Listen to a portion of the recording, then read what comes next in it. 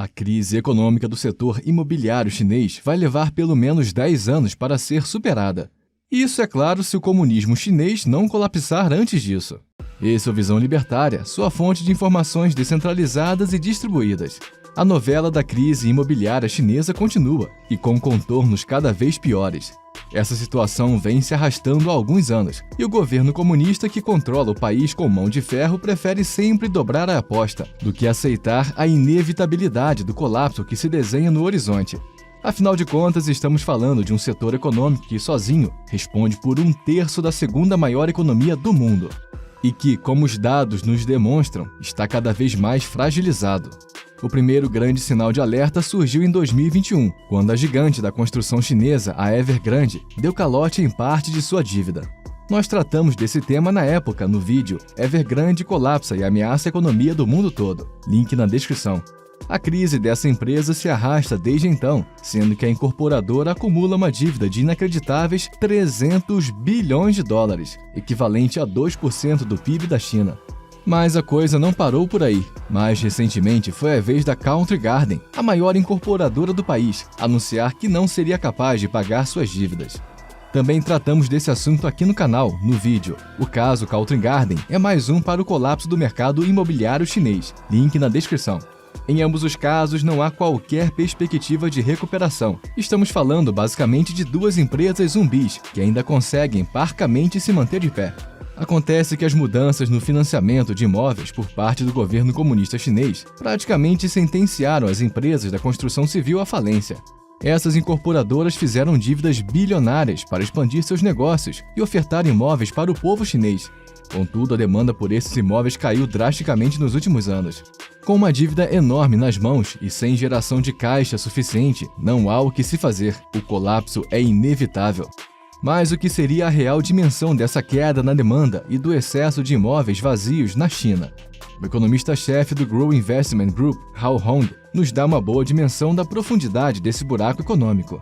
De acordo com suas análises, o mercado imobiliário inchado da China vai passar, em breve, por uma correção, algo que pode levar muitos anos para se consolidar por completo. Correções são algo comum e até normal em qualquer mercado. Quando agentes econômicos fazem investimentos equivocados, direcionando recursos para algo não demandado pelo mercado, em algum momento surge um movimento contrário, destruindo esses maus investimentos. Nesse processo, muita gente perde muito dinheiro, obviamente, mas isso é necessário para purificar o mercado dos investimentos ruins.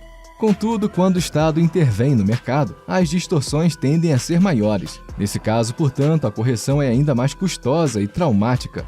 Hao Hong afirma que, de acordo com os dados oficiais do governo chinês, a venda de imóveis na China caiu 16,5% entre 2022 e 2023. Segundo o especialista, e ainda de acordo com esses dados, o estoque de imóveis chineses vai demandar cerca de 2 anos para ser quitado. Só que Hao aponta para o fato de que esses números são maquiados, por levarem em conta apenas os imóveis já finalizados e não os que estão em processo de construção. Acontece que a área total em processo de construção na China chega a absurdos 6 milhões de metros quadrados.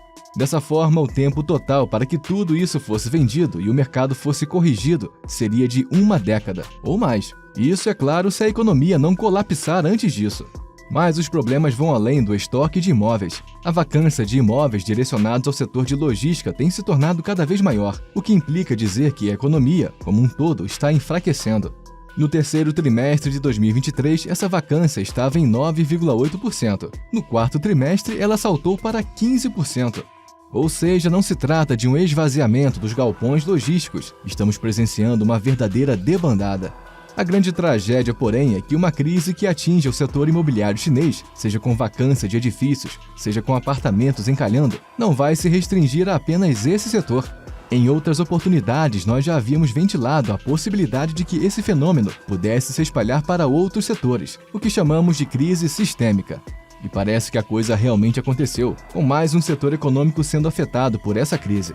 Trata-se do setor financeiro, voltado para o financiamento imobiliário. A Zhongxi Enterprise, empresa especializada na gestão de fundos de investimento para o setor de imóveis na China, já vinha mal das pernas há alguns meses. E no último dia 5, a empresa finalmente decretou falência por conta de um passivo total na ordem de 31 bilhões de dólares, que obviamente não poderá ser quitado. Contudo, esse caso é apenas a primeira carta a desabar no frágil castelo financeiro chinês. Tem muito mais coisas vindo pela frente. A estimativa atual é de que o setor bancário chinês como um todo sofra um impacto de 4 trilhões de dólares por conta da queda nas vendas dos imóveis.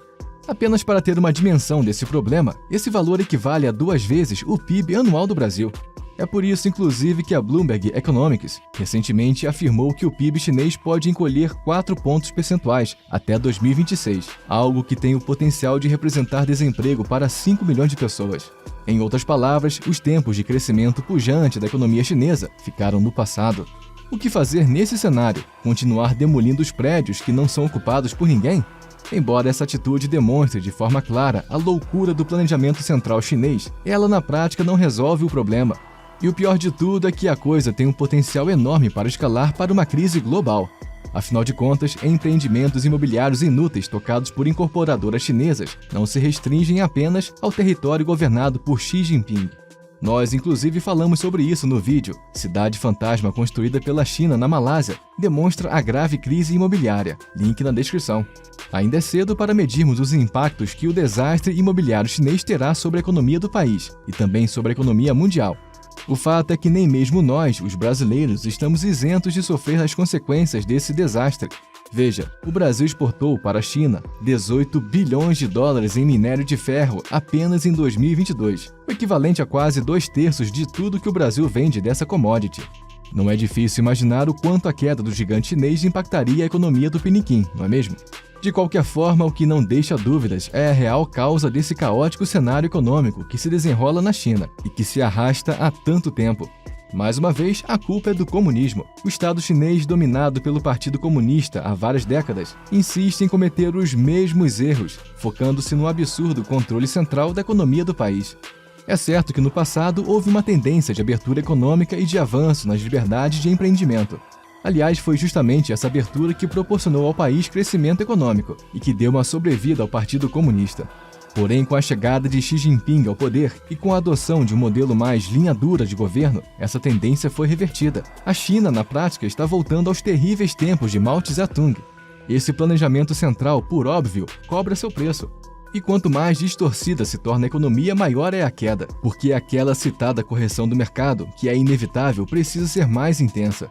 É por isso que o colapso da União Soviética foi tão imediato, pelo menos para quem estava de fora. Quando a coisa desabou, não havia burocrata que fosse capaz de segurar a peteca. Num dia, a segunda maior potência mundial parecia firme e forte. No dia seguinte, ela simplesmente não existia mais. A verdade é que o Estado é incapaz de fazer qualquer coisa de forma eficiente, com destaque, obviamente, para o desenvolvimento da economia.